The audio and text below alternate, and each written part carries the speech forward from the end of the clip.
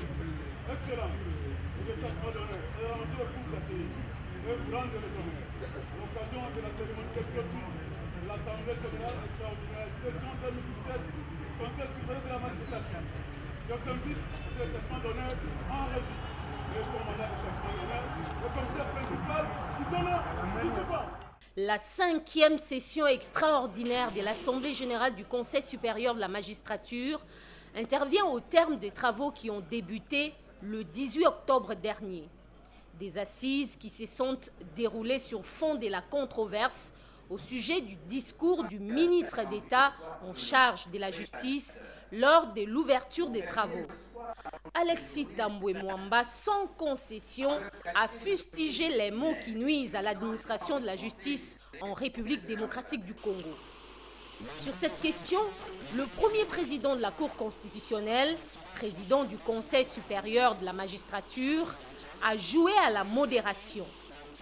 Benoît Luamba Bindu invite plutôt les magistrats à réfléchir sur les moyens de redorer l'image de la magistrature.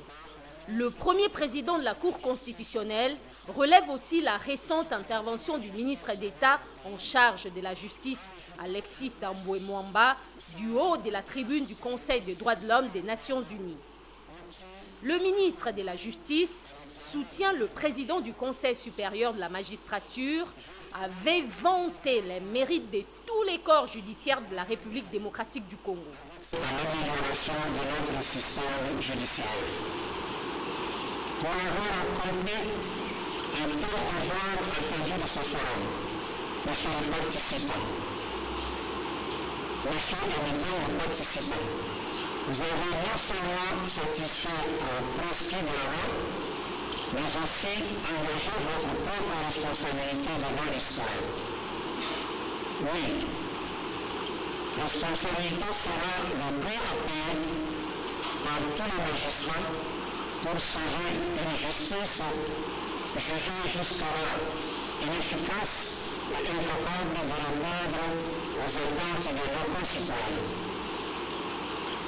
Bien que la communication sous avocat du ministre de la Justice a suscité des commentaires en sens divers, il y a lieu de se rappeler de la récente intervention tout aussi solennelle du même ministre du haut de la tribune du Conseil des droits de l'homme des Nations Unies à Genève, lorsqu'il a vanté le grand mérite et le professionnalisme du magistrat congolais, qu'il privilégie au détriment de tous autres enquêteurs internationaux à propos de ce qu'il convient d'appeler désormais le phénomène Komena Sapu.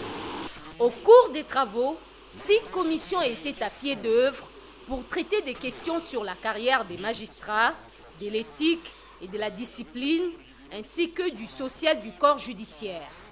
Des sujets débattus régulièrement dans les précédentes assises du Conseil supérieur de la magistrature, mais dont l'exécution des recommandations reste encore pendante.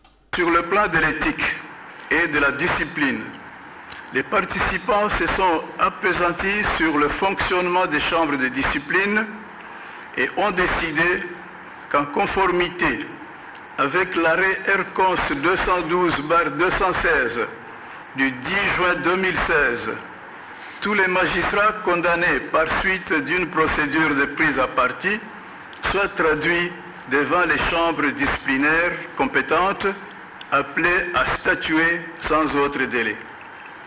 Concernant le social du magistrat, ainsi que de la planification et de la gestion de l'information, l'Assemblée générale a envisagé d'une part la création d'une cellule d'études chargée de la mise en œuvre d'une mutuelle de santé et proposé d'autre part l'enrichissement de l'avant-projet de feuille de route couvrant la période de 2018 à 2023 en vue de la modernisation de la gestion du pouvoir judiciaire. Autre question restée en suspens, la maîtrise des effectifs des magistrats en vue d'apurer la liquidation des barèmes éventuels.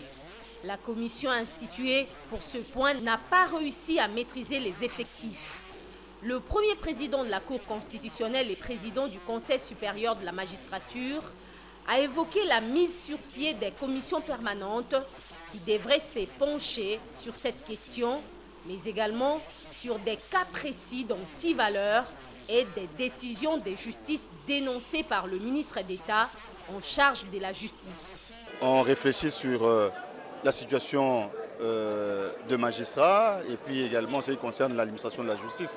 Donc nous avons levé certaines options, mais il est difficile pour moi à ce stade, en dehors de ce que le président venait de dire, de pouvoir vous dire en détail ce qui a été décidé. Les assises se clôturent après 3 jours de travaux. 6 commissions ont travaillé et proposé des solutions pour la bonne administration de la justice et l'amélioration des conditions de travail et sociales des magistrats. Une situation qui affecte le fonctionnement de la justice en République démocratique du Congo.